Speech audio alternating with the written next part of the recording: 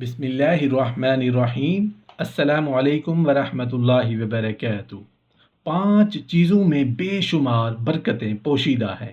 محترم ناظرین، ہر انسان یہ چاہتا ہے کہ اس کے مال میں، کاروبار میں، اولاد میں اور رزق میں اضافہ ہو، برکتیں ہوں۔ مگر یہ برکتیں کیسے حاصل ہوں گی؟ یہ انعامات اللہ ہم پر کیسے نچھاور کرے گا؟ قرآن و حدیث میں اور علماء کرام نے کچھ ایسے کام، کچھ ایسی چیزیں بیان فرمائی ہیں جن کو اختیار کر کے ہم بے شمار برکتیں حاصل کر سکتے ہیں۔ 5 چیزیں ایسی ہیں جن میں بے شمار برکتیں پوشیدہ ہیں۔ وہ 5 کام اور 5 چیزیں کون کون سی ہیں؟ تو آئیے ہم آپ کو بتا دیتے ہیں۔ گھر والوں پر وسعت کرنا، یعنی اپنے اہل و عیال پر اپنی مالی حیثیت کے مطابق خرچ کرنا۔ اہل خانہ کو مالی وسعت دینا اور ان کو ہر طرح کی سہولت دینا رزق میں برکت کا ایک ذریعہ ہے۔ احادیث میں اس کی بڑی تاکید آئی ہے۔ نبی کریم صلی اللہ علیہ وآلہ وسلم نے فرمایا، جس نے اپنے گھر والوں پر ایک دن وسعت کی تو وہ اللہ تعالیٰ سے جو بھی مانگے گا رب تعالیٰ اس کو عطا فرمائے گا۔ ایک دوسری روایت میں ہے کہ جو گھر والوں پر وسعت کرتا ہے رب تعالیٰ اس پر وسعت فرماتے ہیں۔ احادیث میں خاص دنوں میں گھر والوں پر مالی فراخی کرنے کے بھی فضائل آئے ہیں۔ نبی کریم صلی اللہ علیہ وآلہ وسلم نے فرمایا، جس نے عاشورہ کے دن گھر والوں پر وسعت کی رب تعالیٰ اس پر سارا سال وسعت فرمائیں گے۔ سفیان ثوری رحمۃ اللہ علیہ فرماتے ہیں، ہم نے 50 سال تک اس بات کا تجربہ کیا اور اس کو ایسا ہی پایا۔ رزق کا احترام کرنا۔ رزق اللہ پاک عطا فرماتا ہے، اس میں تنگی اور وسعت بھی اللہ پاک عطا فرماتا ہے۔ رزق کی نعمت کی قدردانی یہ رب تعالیٰ کی قدردانی ہے، اور رب تعالیٰ اپنے قدردانوں کا قدردان ہے۔ وہ انہیں ہر تنگی میں سہولت اور ہر مصیبت سے نجات دیتا ہے۔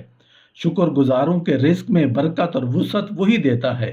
احادیث میں رزق کے خداوندی کی قدر کی بڑی تاکید آئی ہے اور اس کو برکت و رحمت کے حصول کا سبب ٹھہرایا گیا ہے۔ نبی کریم صلی اللہ علیہ وآلہ وسلم نے فرمایا، روٹی کا اکرام کرو۔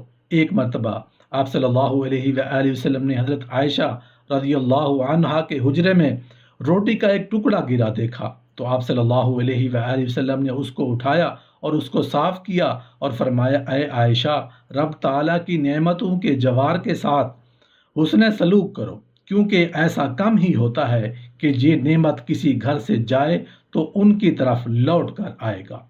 یعنی ناشکری کرنے پر جب رب کی نعمت ایک بار روٹھ جائے تو پھر کم ہی دوبارہ آتی ہے۔ اسی لیے رزق کے خداوندی کی بے قدری کرنے پر وعید آئی ہے۔ ایک حدیث ہے جس کا مفہوم اس طرح ہے کہ نبی کریم صلی اللہ علیہ وآلہ وسلم نے فرمایا، جس قوم نے بھی رزق کے خداوندی کی توہین کی وہ بھوک میں مبتلا کیے گئے۔ کھانے کے جملہ آداب کی رعایت اس کے احترام میں داخل ہے۔ نبی کریم صلی اللہ علیہ وآلہ وسلم نے اپنی امت کو اس بات کی تعلیم دی کہ وہ اپنے رب تعالیٰ کی برکت و رحمت کو ڈھونڈ کر حاصل کریں اور رزق خداوندی کی تعظیم کا کوئی معمولی سا فعل بھی ترک نہ کریں۔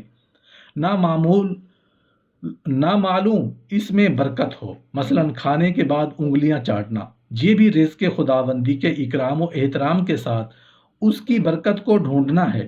نبی کریم صلی اللہ علیہ وآلہ وسلم نے فرمایا، جب تم میں سے کوئی کھانے سے فارغ ہو تو اپنی انگلیاں چاٹ لے، کیونکہ اسے نہیں معلوم کہ اس کے کس کھانے میں برکت ہے۔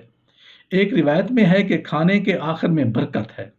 نبی کریم صلی اللہ علیہ وآلہ وسلم نے اس سے بھی زیادہ ایک معمولی فعل کی ترغیب فرمائی جو رزق کے خداوندی کی انتہائی قدردانی ہے اور اس میں اپنی بندگی اور عجز و نیازی کا کامل اظہار ہے۔ نبی کریم صلی اللہ علیہ وآلہ وسلم نے فرمایا، جس نے دسترخوان سے گرا ہوا لقمہ یا ریزہ کھا لیا تو وہ ہمیشہ رزق کی کشائش میں رہے گا۔ نبی کریم صلی اللہ علیہ وآلہ وسلم نے کھانے میں پھونک مارنے سے منع فرمایا کہ یہ برکت کو اڑا دیتا ہے۔ اسی طرح کھانے سے عیب نکالنا رزق میں بے برکتی لاتا ہے کہ اس میں ایک گونا کھانے کی بے توقیری ہے اور بے احترامی ہے۔ ٹھنڈے کھانے میں برکت ہے اور گرم کھانے میں بے برکتی ہے۔ روایات میں نبی کریم صلی اللہ علیہ وآلہ وسلم کا اس بارے میں ارشاد آتا ہے، مسند درامی میں حضرت اسما رضی اللہ عنہا بنت ابی بکر رضی اللہ عنہ کا کھانا ٹھنڈا کر کے کھانے کا عمل مذکور ہے، جس کی دلیل میں وہ فرماتی ہیں کہ میں نے نبی کریم صلی اللہ علیہ وآلہ وسلم سے سنا ہے کہ اس طرح ٹھنڈا کر کے کھانا زیادہ برکت کا باعث ہوتا ہے۔ نبی کریم صلی اللہ علیہ وآلہ وسلم نے فرمایا یرید بابرکت ہے۔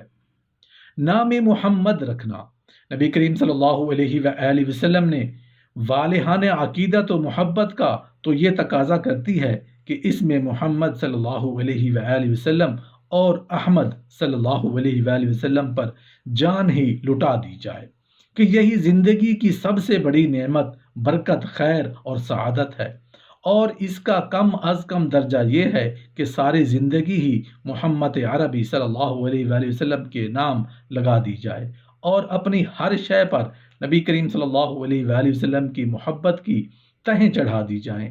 حق تو یہ ہے کہ ہر شے کو ہی نام محمد صلی اللہ علیہ وآلہ وسلم کے نام لگا دیا جائے، مگر اس کا لطیف پہلو یہ ہے کہ اولاد جو دل کا سرور، نظر کی ٹھنڈک، آرزو اور امنگ ہوتی ہے، اس کا نام نبی کریم صلی اللہ علیہ وآلہ وسلم کے نام پر رکھا جائے۔ یقیناً یہ بڑی سعادت و برکت ہے۔ سارا جہاں نبی کریم صلی اللہ علیہ وآلہ وسلم کے ترانے پڑھتا ہے۔ اس کائنات میں جہاں جہاں صبح بیداری ہوتی ہے، سوئی ہوئی انسانیت کے کانوں میں رب ذوالجلال کے بعد پہلا نام جو گونجتا ہے وہ رسول کریم صلی اللہ علیہ وآلہ وسلم کا ہی ہوتا ہے۔ اسی بابرکت نام سے گرتوں کو سنبھالا، مجبوروں، بے سہاروں، محتاجوں اور بے بسوں کو سہارا دیا، سب کی کشتی بلکہ اس دھرتی پہ بسنے والی ساری انسانیت کی کشتی کو ہلاکتوں، بدبختیوں اور شقاوتوں کے گرداب میں ڈوبنے سے اسی مبارک نام نے بچایا۔ اسی لیے احادیث میں اس بات کی ترغیب آئی ہے کہ اپنی اولاد کا نام نبی کریم صلی اللہ علیہ وآلہ وسلم کے نہایت بابرکت پاکیزہ نام پر رکھو، کہ یہ برکات خیرات کے وہ در کھولے گا جو آپ صلی اللہ علیہ وآلہ وسلم کے فیض سے ہی کھلتے ہیں۔ ایک حدیث ہے جس کا مفہوم اس طرح ہے کہ نبی کریم صلی اللہ علیہ وآلہ وسلم نے فرمایا، اپنے بیٹے کا نام محمد رکھو، تمہارے گھر کی خیر میں اضافہ ہوگا۔ میرے آقائے دو جہاں کا نام نامی جس گھر کے افراد کے لبوں پر ہو، مصیبت، پریشانی، فقر و فاقہ کی کیا مجال ہے کہ وہاں قدم رکھے۔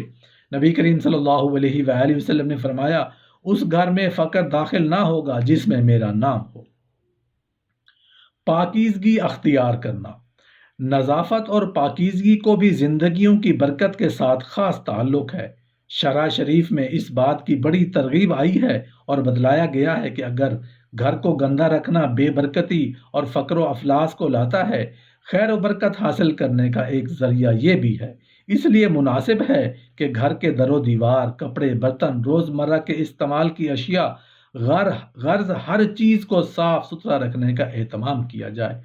ایک حدیث ہے جس کا مفہوم اس طرح ہے کہ نبی کریم صلی اللہ علیہ وآلہ وسلم نے فرمایا، برتنوں کا دھونا، صحن صاف رکھنا غنا لاتے ہیں، اور ایک روایت میں ہے کہ دین کی بنا نظافت پر ہے۔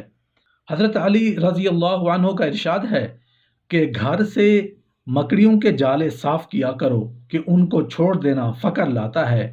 اس طرح صاف ستھرا رہنے میں طبیعت کو ایک انشراح اور بشاشت ملتی ہے، دماغ کو سکون اور دل کو فرحت ملتی ہے۔